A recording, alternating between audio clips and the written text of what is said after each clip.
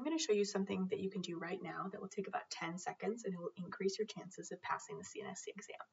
Google Aspen Guidelines and Standards, and under clinical resources, you'll find this beautiful Guidelines and Standards website that's been updated recently. It's super user-friendly, very, very helpful. Click the three dots in the upper right-hand corner of your browser and click Save as Bookmark. You're going to want to refer to this again and again and again. If you're studying for the CNSC exam, this website and Guidelines and Standards published on Aspen's website here are final rule for the CNSC exam. So the NBNSC, the board that governs the CNSC exam, says that not the Aspen core, like a lot of dietitians think, but actually Guidelines and Standards as published by on Aspen's website are final rule for the CNSC exam, meaning if there's a discrepancy or a challenge to a question, the board will go back to this website and look at these resources to determine what the correct answer is.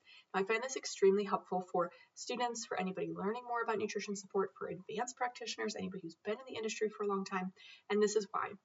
If you ask Google or ask ChatGPT to answer your clinical question, a lot of times they'll pull from old and outdated information. And this is because AI models, including Google, will now pull from information that's existed on the internet for a long time. So anything that's existed for many, many years and has many, many clicks and lots of traffic is considered highly credible by ChatGPT, which is not always the case because you'll find old and outdated information that it'll serve up to you.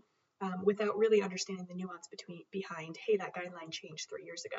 Since the pandemic, we've seen a lot of updates in clinical nutrition. There's been major updates in terms of intravenous lipid emulsion, dosing guidelines, max dosing, soy oil versus alternative lipids. We have new updated guidelines on supplemental parenteral nutrition and ECMO nutrition in the ICU. We have new guidance on vasopressors and enteral nutrition in the ICU. So do yourself a favor, instead of Googling or use ChatGPT, go straight to the source and use this website.